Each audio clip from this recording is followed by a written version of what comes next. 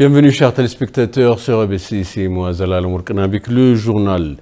La lutte menée par les fausses conjointes éthiopiens restera dans les livres d'histoire comme exemplaire selon le ministre d'État de Communication. Selon Salamaouit, des préparatifs sont en cours pour arrêter tous ceux qui ont participé à des activités terroristes lors d'une invasion des États d'Afar et Amhara.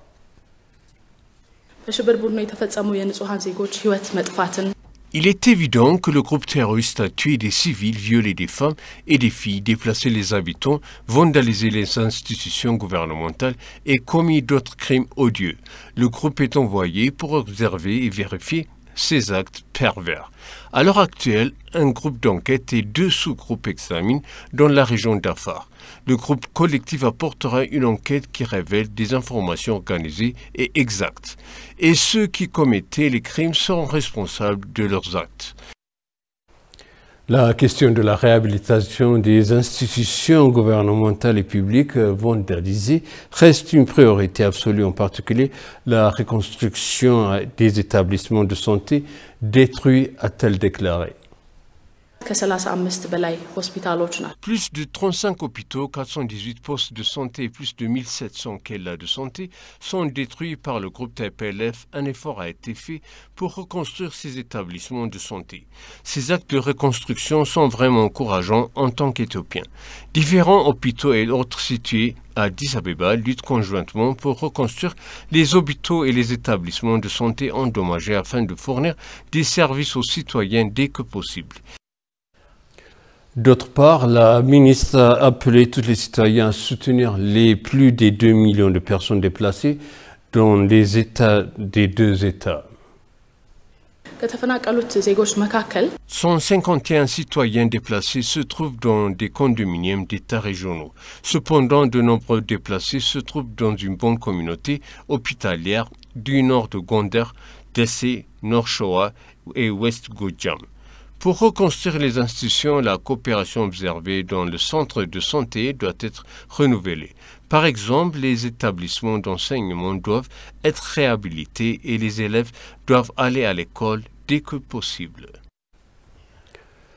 Le terroriste PLF a mené une nouvelle série de massacres contre les civils innocents résidant dans le district de Abala, dans l'état d'Afar.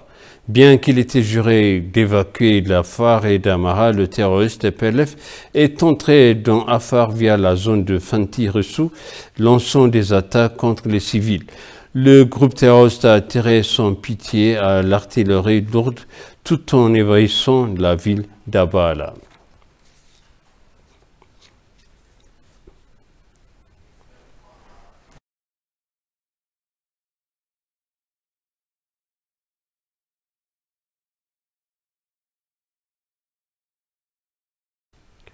Le Conseil du Premier ministre pour la Sécurité nationale, Gedou Andargacho, a déclaré que le gouvernement travaillait ensemble pour réhabiliter les institutions et les infrastructures détruites dans l'état d'Amhara.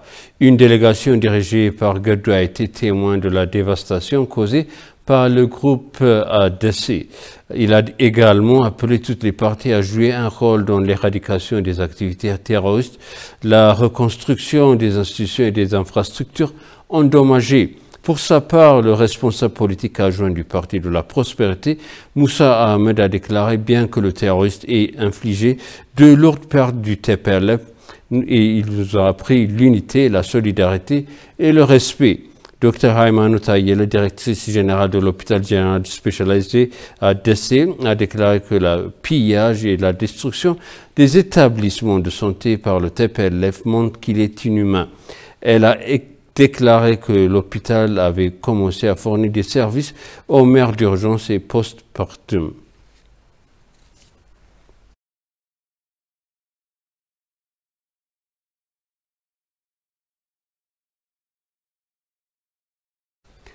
La campagne médiatique de désinformation est un signal d'alarme pour tous les Éthiopiens, y compris la communauté de l'enseignement supérieur, pour qu'ils contribuent beaucoup à défendre la vérité sur le pays. La remarque a été faite par Dina Moufti, porte-parole du ministère des Affaires étrangères, lors d'un forum qui a débuté de l'impact de la désinformation sur la diplomatie et des moyens de l'atténuer. Dina a détaillé l'impact des médias dans la distorsion de la réalité sur le terrain en Éthiopie. Le président de l'université de Bahardar, Frutagane, a pour sa part réitéré le soutien continu de l'université à succès de la campagne pour la survie.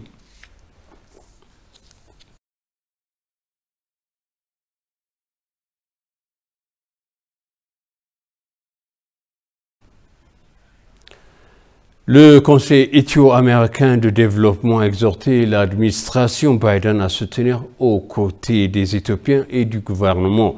Le Conseil a déclaré sur sa page de Twitter qu'il était grand temps de l'administration Biden révise sa politique étrangère afin de maintenir la valeur américaine consistant à soutenir l'administration du Premier ministre Abiy Ahmed et le peuple éthiopien pour les aider à apporter une paix et une tranquillité durable dans la nation.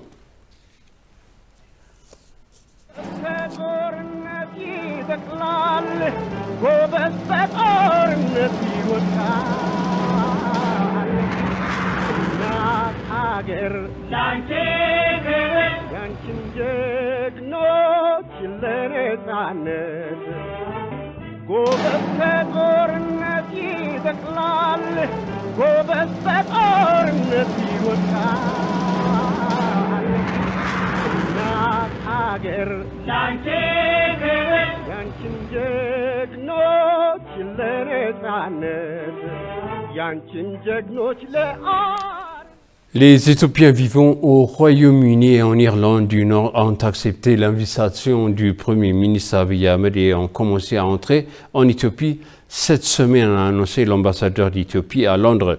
L'ambassadeur de l'Éthiopie à Londres, Tafari Melles, a rappelé qu'un certain nombre de discussions et de mobilisations ont eu lieu au cours de la visite, ajoutant que les Éthiopiens et les Éthiopiens d'origine éthiopienne commenceront à entrer en Éthiopie cette semaine. Selon l'ambassadeur Tafari, l'ambassade enregistrait les passagers depuis 2 semaines. Il a relaté que l'ambassadeur devrait utiliser l'ouverture d'un compte bancaire en devises étrangères à l'aéroport international de Bolé et utiliser des devises étrangères uniquement pour empocher le groupe terroriste et de se rétablir et pour réaffirmer notre engagement envers l'Éthiopie. Il a exprimé que les préparatifs adéquats ont été faits au niveau national pour soutenir divers équipements médicaux conformément à la directive émise par le ministère de la Santé. Plus de 28 millions de bières ont été reçus d'Éthiopie vivant dans les 2 pays au cours des 2 derniers mois seulement.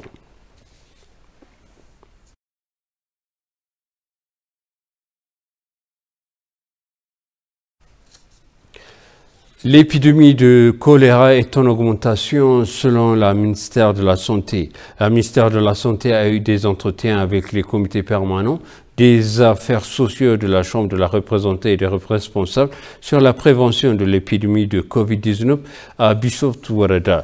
La ministre de la Santé, le Dr Lia Tadessa, qui a été présentée à la réunion, a déclaré que l'épidémie de CVD-19 se propage rapidement en raison de la négligence actuelle et modifie son impact socio et économique. Elle a également appelé les membres du Conseil à travailler pour l'amélioration de la santé. Le docteur Léa a exhorté le public à mettre en côté les idées fausses, les rumeurs et les rumeurs scientifiques entourant le vaccin afin de rendre le vaccin efficace. Elle a expliqué que les vaccins qu'il donnait étaient de classe mondiale. Selon les informations reçues du ministère de la Santé, le vice-président de la Chambre des représentants du peuple, Wezro Lomi Bedo, qui a assisté au forum, a déclaré que le ministère travaillait avec les parties prenantes.